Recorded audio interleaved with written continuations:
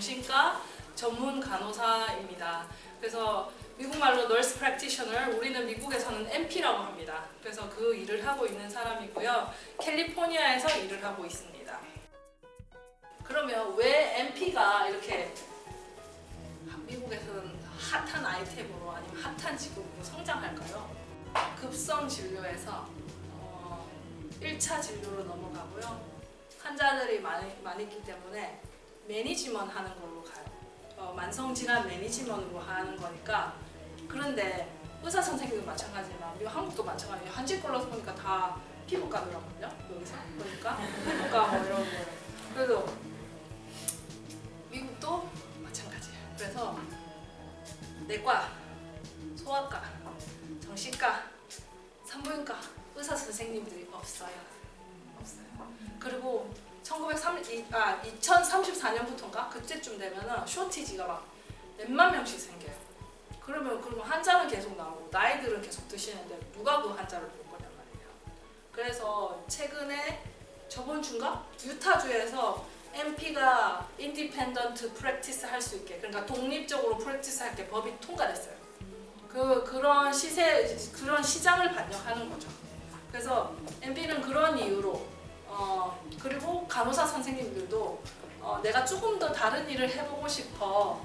임상만 하지 말고 다른 일 교육하고 외래하고 이런 그런 직업에 대한 꿈이 있을 수 있고요. 그 다음에 간호사 선생님도 코로나를 겪어보니까 나 조금 좀 덜 위험한 곳에서 일하고 싶어. 아무래도 병원보다는 그 외래 진료가 조금 더 덜 위험할 수도 있고, 아니면 나 그냥 텔레헬스만 하고 싶어. 버추얼리만 환자 보고 싶어. 이런 다양한 욕구가 생기잖아요. 그 다양한 니드가 거기에 맞춰서 보다 보니까 NP가 성장할 수밖에 없는 그런 상황이에요. 그런데다가 의료 수가가 높잖아요, 미국에는. 근데 NP를 사용하면 고용주 쪽에서는 같은 일을 하는데 그 임금비라든지 그걸 줄일 수 있고, 그렇지만 그 질 관리는 괜찮거든요. 그런 연구들이 많이 나와 있으니까 보시면 되고. 근데 지금 여기서 보면 어떤 분포에 얼마나 많은 사람들이 1년에 나오는 학생들 숫자거든요. 졸업하는 학생들 숫자인데 제일 위에 보면 패밀리 너스 프랙티셔너 있잖아요. 우리가 말하는 내과, 성인과 이런 쪽에서 일할 수 있는 분이 65% 정도 되고요. 그 다음에 노인과, 그 다음에 사이크, 그 다음에 어린이과, woman과 이런 식으로 돼 있거든요. 그리고 만약에 병원에서 일을 하고 싶잖아요, NP로. 기본적으로 NP를 하면 외래 환자를 보는 걸 말합니다. 왜냐면 응급하지 않은 환자를 보지 않겠다고 시작한 NP이기 때문에 응급 환자를 볼 수 없습니다. 근데 학교 과정에 acute NP 코스가 따로 있습니다. 그런 사람들은 병원에서 일을 할 수 있습니다. 근데 여기서 FNP 같은 경우, Family Nurse Practitioner 같은 경우에는 자기가 취직되는 장소에 따라서 내가 내과에 취직하면 내과 일을 할 수가 있고요. 내가 비뇨기과에 일을 취직한다. 그러면 비뇨기과, 신장과에 가면 신장과, 이렇게 여러 가지로 이분 정신과에서도 FNP는 일을 할 수 있습니다. 자, 그럼 NP는 어디서 일할까요? 그냥 환자, 보건, 의료, 간호 세팅은 다 가능해요. 여기에 뭐 커뮤니티 헬스 센터 뭐 이렇게 쭉쭉쭉 다 돼 있는데 그러니까 병원, 당연히 병원에서 일하죠. 그 다음에 동네 의원, 당연히 동네 의원에서 일할 수 있고, 보건소, 헬스 디파트먼트, 아니면 이분 회사 같은 데서도 간호사 선생님들이 한 분씩 있을 수 있고, 디즈니랜드 이런 데는 간호사 선생님들 많거든요. 그런 데서 일할 수도 있고 여러 군데서 일을 할 수 있습니다.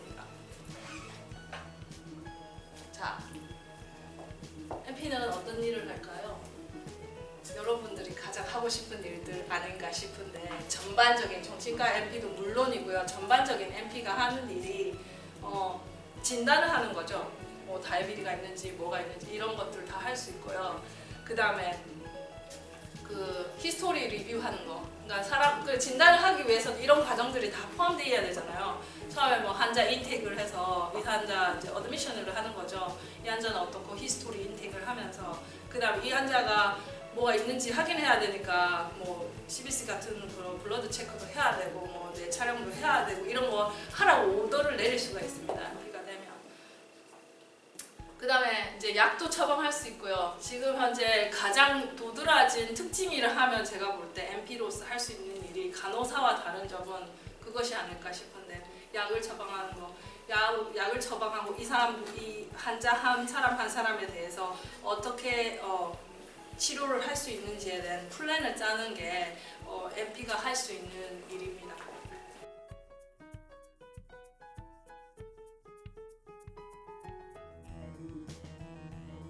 제가 이번에 이제 DNP 코스를 그 닥터 너싱 프랙티스 코스 가서 느낀 게, 간호사는 사이언티스트라 nurses are scientist 이렇게 배워요. 그 부분에 대해서 여러분들은 어떻게 생각하세요? 어떻게 생각하세요? 이거 저 생각 진짜 많이 했거든요. 왜냐면 우리가 알고 있는 개념의 사이언티스트는 질량의 법칙 뭐 이런 거 아니에요? 그렇죠? 중력의 법칙 뭐 이런 거 딱 답이 나오는 거. 근데 미국에서는 아니면 저희 너싱 선배님들, 우리가 얘기하는 너싱 레전드라고 하시는 분들이 너싱은 사이언스다 라고 얘기를 해요. 근데 그거를 이해하는데 오랫동안 시간이 걸렸는데, 왜냐면 너싱은 정신과는 정신과적으로 아픈 사람, 뭐 내과는 내과적으로, 당뇨병은 당뇨병대로, 그래서 어떤 일정한 사람에 대해서 일정한 법칙이 생길 수가 없잖아요. 나 다르고 너 다른데 거기에 맞춰서 응용해서 과학적으로 접목하는 과목이 너싱이래요. 그래서 제가 이 얘기 듣고 좀 소름이 좀 돋았거든요. 저 한 번도 그렇게 생각해 본 적이 없는데, 닥터 과정을 가고 나서 이렇게 생각에 시프트를 해주게 해요. 그러면 우리가 보고 듣고 그 다음에 냄새 맡고 맛보고 느끼고 만지고 이런 게 다 과학적인 프로세스라는 거죠. 그래서 미국에서는 저는 널스는 사이언티스트다, 휴먼 사이언티스트라고 배웁니다.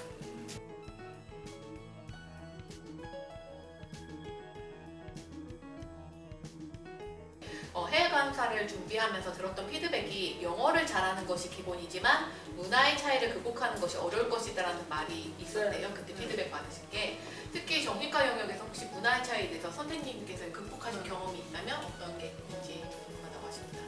맨날 극복해야 되는 상황이거든요. 그러니까 근데 좋은 점이 하나 있어요. 저는 그렇게 생각해요. 극복점이라고 하면 어려운 점이라고 생각하는데, 우리가 말을 못하잖아요. 그럼 정신과 뭐 하면 돼요? Tell me about it. 계속 들어주면 돼요. 내가 말 안 해도 돼요. What's going on? 그래서 so what happened? 그럼 계속 얘기하는 거예요. 자, 그래서 극복을 보는, 그런데 말을 못하게 되면 어떻게 돼요? 말을 못하면 우리가 사람인데 바보처럼 있지는 않잖아요. 다른 게 있잖아요. 눈빛, 바디 랭귀지. 그래서 그 사람 마음을 더 잘 이해할 수 있어요. 말이 커뮤니케이션 전부 아니에요.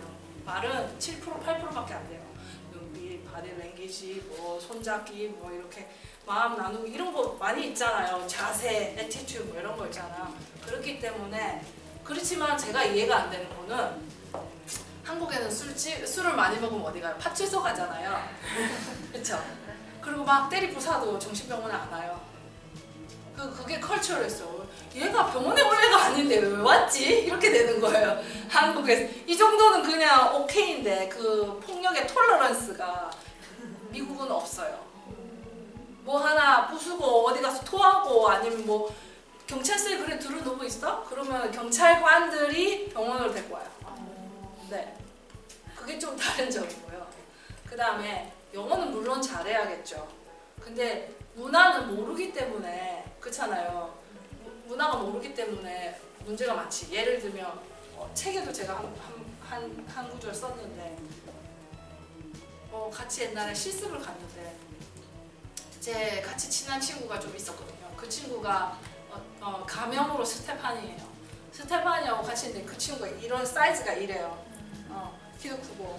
근데 분만실에 가서 C섹션을 하는 걸 봐야 되는데 한 명만 들어오라는 거야. 근데 걔가 들어갔잖아요. 근데 걔가 작았으면 우리 둘 다 들어가지 않아요? 공간이 그렇잖아. 그래서 내가 걔한테 그랬거든. 네가 너무 커서 내가 못 들어가. 그때 못 들어갔다고 그랬는데 그 다음날 잘릴 뻔했어, 학교를.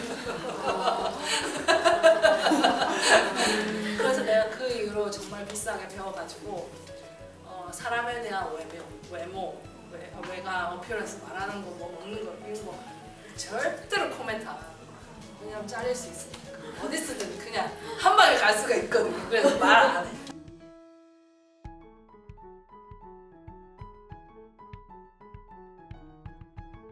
근데 여기서 어드레스 하고 싶은 질문이 하나 있어요. 제가 현재 40세인데 미국 정신 전문 간호사를 지금부터 준비해도 될까요? 네, 하세요. 왜냐면 우리가 100세 시대잖아요. 그러면 사실 지금 여기 질문하신 분이 아마 간호사 선생님이실 거잖아요. 그렇죠? 적어도. 그러면 미국에 하겠다 이러면 미국에 와서 공부하는 거 플랜해도 늦지 않아요. 제가 학교 다닐 때 선생님들 나이풀이 20대도 별로 없어. 다 공부를 다 하다가 한 30대, 40대, 50대, 60대도 있어요. 근데 정신과야말로 정말로 나이에 제한이 없지 않나요? 이거 안 음정도 할 수 있잖아요. 네, 그렇잖아요. 그래서 정신과 선생님 40세 정신과 선생님 지금부터 하십시오. 할 생각이 있으시면.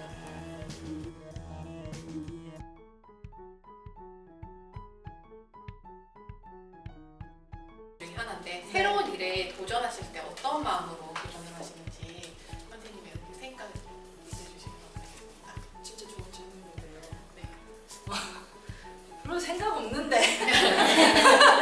첫 번째 그냥 하고요. 두 번째 이거 해야 된다면 지금 해야 되고요. 해야 되면 내가 하고. 그런 컨셉인데 짧아요.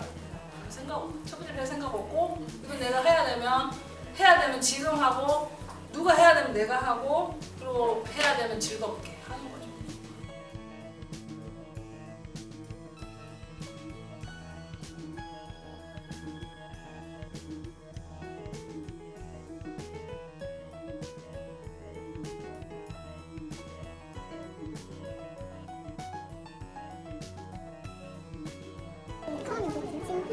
진희정?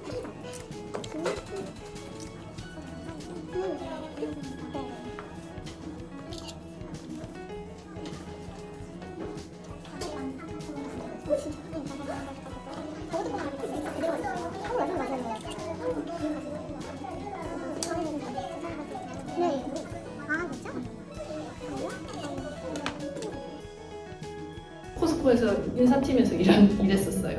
그렇기 때문에 잘 몰라요, 한국의 상황이. 그렇지만 제가 간호사로 있으면서 많은 간호사 선생님들 만나면 한국에서 그냥 한마디로 표현하면 간호사에 대해서 아우성이에요. 너무 안 좋은 얘기만 많이 들어오니까. 물론 돌아가고 있으니까 좋은 부분들이 순기능이 있겠죠. 근데 제가 미국에서 듣는 얘기는 역기능에 대한 얘기를 많이 듣거든요. 근데 세상이 그럴지라도 간호사 선생님들은 자부심을 가지고 일하셔야 된다고 저는 생각해요. 그건 제가 개인적인 의견이니까. 그런 이유는 우리가 사람 생명을 이런 에틱을 철저히 지키면서 일을 하고 있기 때문이에요. IT 하는 사람한테 그런 존경을 보내진 않잖아요. 그런 거 없잖아요, 사실. 그거 좀 달라요. 그렇기 때문에 존경을 당연히 받는 거고 우리가 그동안 열심히 했기 때문에 그런 부분에 대해서는 여러분들이 잘 생각을 하시고 지금 이 자리에 앉아 있으면 나름 그래도 대한민국에서 리더 아니에요? 간호사로? 저는 그렇게 생각하는데 리더로서의 자질을 갖추고 책임감을 좀 가지는 것도 되게 중요해요. 안 좋다 말만 하면 변하지 않아요. 한 걸음씩이라도 가야 뭐가 좀 변하죠. 저 미국에서 그 간호법 서명하는 거 100명 이상 거 보내줬어요. 미국 주소로 해가지고. 옆에 있는 사람 10명씩이라도 말해가지고 얘기하세요. 모르는 사람 너무 많더라고요. 그래서 저는 미국에서 한국에 계신, 물론 내가 한국에서 대학교를 나온 그런 사람은 아니지만 같은 간호사로서 같은 한국 사람으로서 자부심을 가지고 여기 계신 모든 분들이 조금 더 행복해졌으면 좋겠어요.